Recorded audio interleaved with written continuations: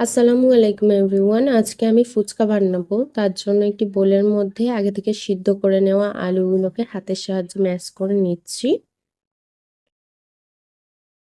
আলুগুলোকে ম্যাশ করে নেওয়া হয়ে গেছে। এখন এর মধ্যে আমি দিয়ে দিচ্ছি সিদ্ধ করে রাখা মটর আর কাঁচা ছোলা। এখন হাতের সাহায্যে আলু, মটর আর কাঁচা ছোলা ভালোভাবে মিক্স করে নিচ্ছি। এখানে আমি দিয়ে দিচ্ছি পেঁয়াজ কুচি, লঙ্কা কুচি, ধনেপাতা কুচি, গন্ধরাজ লেবুর রস দিয়ে দিচ্ছি। তারপরে সমস্ত কিছু আবারও হাতের সাহায্যে ভালোভাবে মিক্স করে নিতে হবে। তারপরে এর মধ্যে শুকনো উপকরণগুলোকে অ্যাড করে দিচ্ছি। প্রথমেই অ্যাড করে দিলাম স্বাদমতো লবণ, জলজিরা, তেঁতুলের টক। এখন সমস্ত কিছু আবারও হাতের সাহায্যে মিক্স করে নিতে হবে। ফুচকার জন্য আলুর মিশ্রণটা রেডি করে নেওয়া হয়ে গেছে। এখন টক জলটা বানাবো, তার জন্য একটি বোলের মধ্যে অল্প একটু জল আর তেঁতুলটা হাতের সাহায্যে এইভাবে প্রেস করে নিচ্ছি।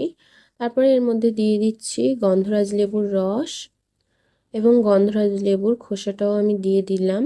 এখন দিয়ে দিচ্ছি জলজিরা, স্বাদমতো লবণ আর কাঁচা লঙ্কা কুচি দিয়ে দিচ্ছি।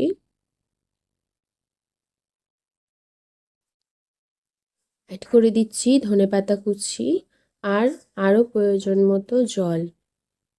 তারপরে হাতের সাহায্যে একটু গুলে নিলেই টক জলটাও রেডি হয়ে যাবে। এখন ফুচকাগুলো ভেজে নেওয়ার পালা। তার জন্য একটি কড়ার মধ্যে পরিমাণ মতো সাদা তেল গরম করে নিয়ে এইভাবে ফুচকাগুলোকে ঝাঁঝরির সাহায্যে ভেজে নিচ্ছি।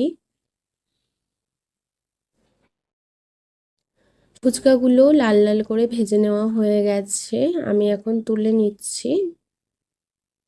ঘরে বসে স্বাস্থ্যকর পরিবেশে স্বাস্থ্যকর ফুচকা রেসিপি রেডি হয়ে গেছে। আজকের রেসিপিটা এই পর্যন্তই। রেসিপিটা ভালো লেগে থাকলে হাবিবার রান্নাবাটি চ্যানেলটিকে লাইক সাবস্ক্রাইব করতে ভুলবেন না। ফিরে আসবো আবারও নেক্সট কোনো রেসিপি নিয়ে। সম্পূর্ণ রেসিপিটা দেখার জন্য ধন্যবাদ।